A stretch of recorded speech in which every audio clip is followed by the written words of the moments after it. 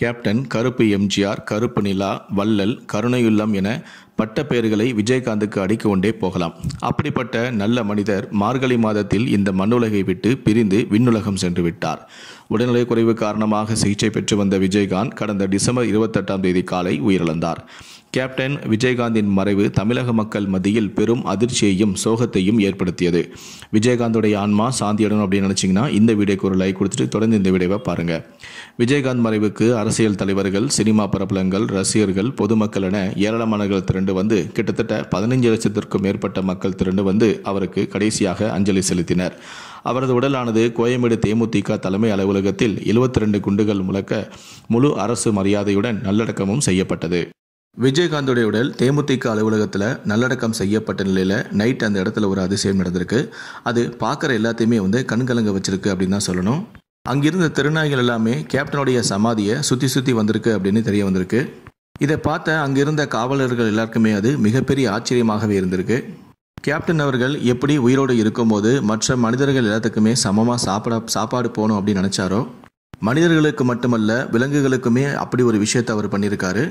அவருடைய தலைமை அலுவலகத்துக்கு, அதாவது கோயம்பேடு இருக்கக்கூடிய அவருடைய தலைமை அலுவலகத்துக்கு எப்போல்லாம் அவர் போகிறாரோ அப்போ அங்கே இருக்கக்கூடிய தெருநாய்களுக்கெல்லாம் பிஸ்கட் வாங்கி போட்டிருக்காரு. அது மட்டும் இல்லை, அங்கே இருக்க நாய்கள் எல்லாத்தையுமே அழைச்சி அடிக்கடி வந்து சாப்பாடும் போட்டிருக்காரு. கேப்டன் அவர்கள் தன்னுடைய வீட்டிலே வந்து செல்லமாக ஒரு நாயை வளர்த்துருக்காரு. ஸோ அந்த நாயை எந்த அளவுக்கு பாசமாக பார்த்தாரோ அதே மாதிரி தான் வந்து தெருநாய்களையும் அவர் பார்த்துட்டு வந்திருக்காரு. அவர் ஒவ்வொரு முறையும் அந்த தேமுதிக அலுவலகத்துக்கு போகும்போது ஏதாவது ஒன்று பண்ணிட்டு தான் போவாராம். ஒன்று பிஸ்கட் வாங்கி போடுவாராம், அப்படி இல்லைன்னா சாப்பாடு போடுவாராம். இதை வழக்கமாகவே அவர் வச்சுருந்தாராம். அவருக்கு உடல்நலம் முடியாமல் போய் கடைசியாக அவர் கட்சி ஆஃபீஸுக்கு போன போது கூட பிரேமலதா விஜயகாந்தை கூப்பிட்டு இந்த நாய்களுக்கு ஏதாவது சாப்பாடோ பிஸ்கட்டோ போட சொன்னாராமா.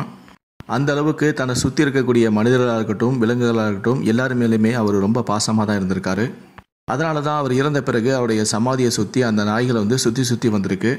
இது அங்கே காவலருக்கு இருந்த அந்த காவலர்கள்லாம் பார்த்து ரொம்பவே நெகிழ்ச்சி அடைஞ்சிருக்காங்களாம். இந்த மனுஷன் மனிதர்களுக்கு மட்டுமல்ல விலங்குகளுக்குமே வந்து சாப்பாடு போட்டு நல்லபடியாக பார்த்துருக்காரு அப்படின்னு சொல்லி பேசி அவ்வளவும் வருத்தப்பட்டாங்களாம். இப்படிப்பட்ட ஒரு மனுஷனுக்கு இப்படி ஒரு வியாதி வந்து இப்படி சீக்கிரமாகவே அல்பாசில் போயிட்டாரு அப்படின்னு சொல்லி காவலர்களே கண்கலங்கலாங்களாம். விஜயகாந்த் அவர்கள் தான் கூட இருக்கக்கூடிய மனிதர்களோ விலங்குகளோ எந்த நிமிஷத்துலையுமே பசியோடு இருக்கக்கூடாது அப்படின்னு சொல்லி ரொம்ப உறுதுணையாக இருந்திருக்காரு. அதனால தான் அவரை பற்றி சொல்லும் போதுமே எல்லாரும் முதல்ல சொல்லக்கூடிய விஷயம் இதுதான். அவர் எனக்கு வயிறார சாப்பாடு போட்டார், அவருடைய ஷூட்டிங் போனாலே நான் குண்டாயிட்டேன், என்னை பார்த்து கவனிச்சிக்கிட்டாரு, என்னை பார்க்கும்போதெல்லாம் யாரை பார்த்தாலும் சரி சாப்பிட்டீங்களா தான் முதல்ல கேட்பாரு அப்படிங்கிற மாதிரி பல பேர் பலவிதமான விஷயங்களை வந்து வெளிக்கொண்டு வந்தாங்க. வாயுள்ள மனிதர்களுக்கு மட்டுமல்ல வாயில்லாத ஜீவன்களுக்கும் அவர் கரிசனை காட்டியிருக்காரு அப்படின்னு இது மூலமாக தெரிய வந்திருக்கு. விஜயகாந்துடைய இந்த செயல் நமக்கு ரொம்பவே நிகழ்ச்சியை ஏற்படுத்தியிருக்கு. ஸோ இந்த விஷயத்தை பற்றியும் இந்த வீடியோவை பற்றியும் உங்களுடைய கருத்துக்கள் என்ன அப்படிங்கிறத கீழே இருக்கக்கூடிய கமெண்ட் செக்ஷனில் மறக்காமல் சொல்லுங்கள். முடிந்தளவுக்கு இந்த வீடியோவை மற்றவங்களுக்கும் ஷேர் பண்ணுங்கள். மேலும் இது போன்ற பல வீடியோக்களை பார்க்கணும் அப்படின்னு வச்சிங்கன்னா மறக்காமல் சேனலை சப்ஸ்கிரைப் பண்ணுங்கள். நன்றி, வணக்கம்.